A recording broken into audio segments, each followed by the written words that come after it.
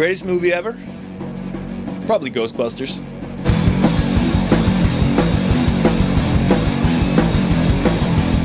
Today I've got for you 10 fun-filled facts about everyone's favorite movie, Ghostbusters. You know those books in the beginning of the movie where they're floating across the bookshelves? Well, that's not an optical effect. I'm pretty sure they didn't have CGI back then because I don't think they had computers, except for maybe like a Commodore 64. But that was about it, although Tron looked pretty cool. Those books are actually suspended on wires. Also, all those cards flying out of the card catalog, just blown by high-pressured air. And they had to pick up all those cards after every take, just like my brother used to make me play 52-card pickup.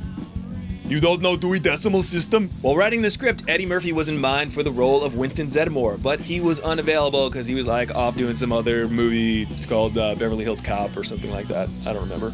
Instead, they cast Ernie Hudson, and I've worked with Ernie Hudson. He's a cool guy and a class act. Ernie Hudson, you're the best in the biz. The role of Peter Venkman was originally supposed to be John Belushi, but unfortunately he passed away before they started filming. As a tribute, director Ivan Reitman created the character Slimer. How flattering.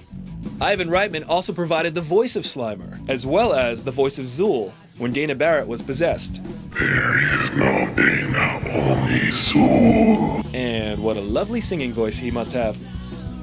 Christopher Walken, Christopher Lloyd, and Jeff Goldblum were all considered for the role of Egon Spengler, though co-writer Harold Ramis thought he pretty much had a lock on the character, so he went for it himself. And I think he did a pretty good job. What do you think? I think so. Most of the romance scenes between Egon and the secretary Janine were cut from the movie, because my guess is they were way too steamy. Do you have any hobbies? I collect spores, molds, and fungus. Who are you gonna call when you want to write a theme song? Ray Parker Jr. Ray Parker Jr. wrote the theme song to Ghostbusters, which later became a hit. But did you know that Huey Lewis sued Ray Parker Jr. for plagiarism because he said that the theme song sounded too much like his hit, I Want a New Drug? During the shoot of this movie, they also filmed more TV-friendly alternate takes. So this famous line, "Is this true?"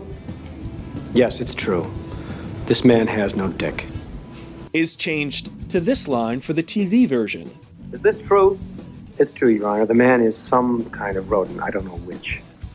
Not as funny. And this line that we all know and love, "We came, we saw, we kicked its ass," was changed to this line. What a knockabout of pure fun that was. It's still pretty funny. Speaking of alternate takes, they didn't decide on the name Ghostbusters until the end of filming. So while shooting that commercial in the movie, they did alternate takes of the other possible titles. Ghostbusters, Ghost Stoppers, Ghost Blasters. I prefer Ghostbusters. The concept of crossing the streams at the end of the movie to defeat Gozer was decided on the fly by co-writers Dan Aykroyd and Harold Ramis. They decided that they couldn't come up with a convincing way to beat Gozer, so they just brought back what they had mentioned earlier in the script, referring to the earlier scene where they said they shouldn't cross the streams. Just try to imagine life as we know it stopping instantaneously and every molecule in your body exploding at the speed of light. That's bad. I always notice movies do that.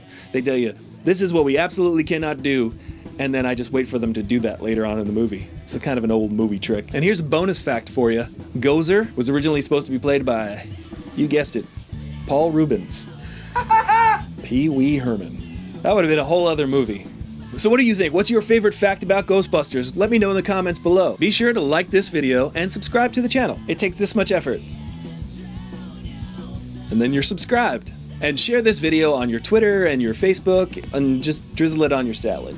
Have it on the side and put it on your salad. Upon recently rewatching Ghostbusters, I realized the antagonist, Walter Peck, was just trying to protect the environment. He didn't want New York City to be polluted like New Jersey.